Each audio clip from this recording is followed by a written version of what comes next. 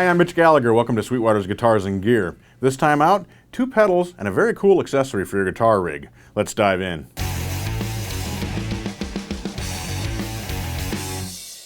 Let's begin today by looking at 2 new pedals from TC Electronic. First up, we have the PolyTune 2, the latest version of TC's polyphonic tuner.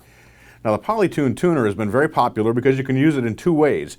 You can step on the tuner, strum all the strings, and it displays the tuning for all the strings simultaneously. If you're working on stage, this is a very fast and easy way to tune up.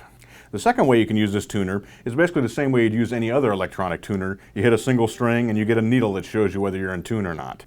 But the PolyTune 2 offers another mode, and that's a strobe tuning mode. We can enter that mode by pressing the tuning button in the back. When we do, we get an indicator for where our central tuning is, and then we also get a strobe display of flashing LEDs. When those displays stop moving, we know we're perfectly in tune. The nice thing about strobe mode is how accurate it is. The accuracy in strobe mode is actually 1/10 of a cent. Another great improvement in the PolyTune 2 is that the display is much brighter than the original PolyTune, and you're definitely going to appreciate that if you're on stage under bright lights or in the direct sunlight. Most tuners are set up to display standard pitch, so when you strum the 6 strings, for example on the PolyTune, it indicates E, A, D, G, B, E. But there's also a capo mode. If you're using a capo, you're really going to appreciate this. You can set it so that it indicates capo pitches all the way up to the 5th fret. In addition to that, we have a drop D mode. Just step on the pedal for 3 seconds. The display changes to a D, and now when you strum the 6 strings, you're actually indicating a low D on the low 6th string. To switch back to standard tuning, just press and hold the pedal again for 3 seconds. All in all, the PolyTune 2 is a nice upgrade to the original PolyTune. I still love the original PolyTune. I have a couple of them myself that I use all the time on my boards, but I'm definitely going to be stepping up to the PolyTune 2 for the extra features that it offers. Our second pedal from TC Electronic is the new Spark Mini Boost. Now, this is a compact version of their boost pedal that offers a single gain control and up to 20 dB of boost. The nice thing about the Spark Mini Boost is how transparent it is. Let's turn the level all the way down and compare the dry tone to the boosted tone. So here's my straight dry tone. Now we'll step on the pedal. Very similar. There's really not much coloration coming from the boost at all. Yet when we turn it up to about 25%,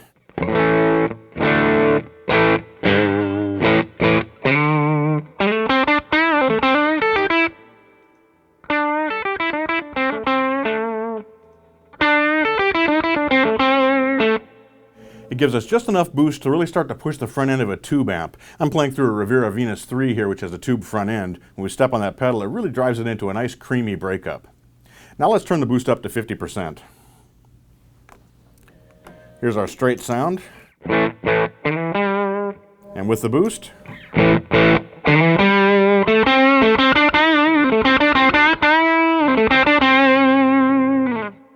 it's a nice fat sound. Now again, we're not actually getting that distortion from the pedal. What the pedal's doing is making the guitar louder so it hits the front end of the amp harder, and then the amp is breaking up. So we're getting that real creamy tube distortion and a lot of nice sustain out of it. At 75%, we're definitely well into that breakup territory.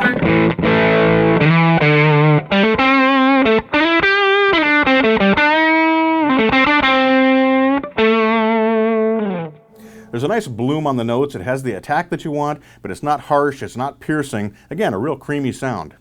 Now let's turn the gain all the way up.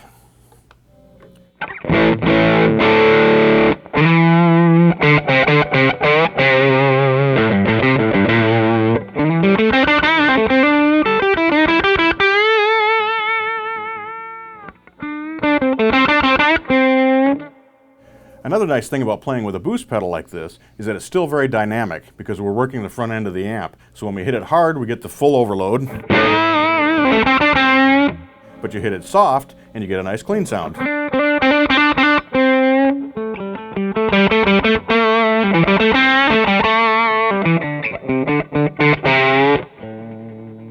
It's a really dynamic effect. When you run a boost like the Spark Mini Boost into a clean tone, you get a louder sound until it starts to break up, until you push the amp past that point where it's saturated. But you can also run it into a distorted tone. When you do that, it's similar to kicking on an overdrive because, again, you're boosting that front end and you're making the amp distort even more.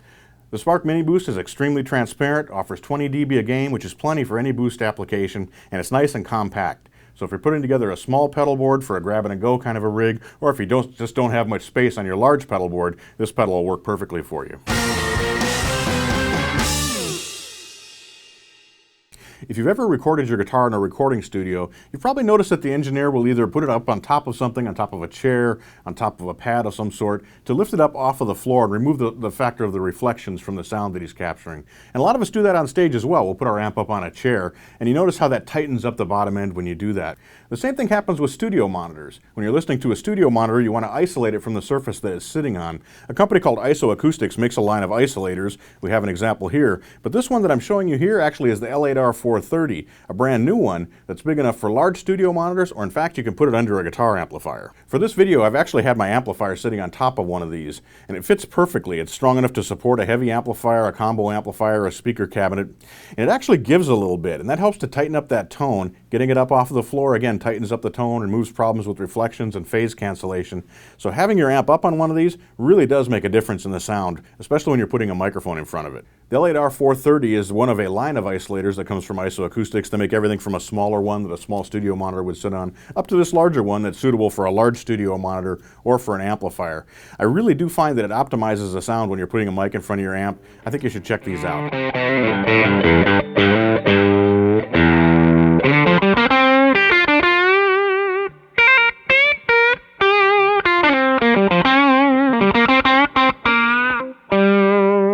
I hope you've enjoyed this installment of Sweetwater's Guitars and Gear. Be sure to tune in next time. We'll have more guitars, more amps, more effects, and we'll be making lots of music. I'm Mitch Gallagher.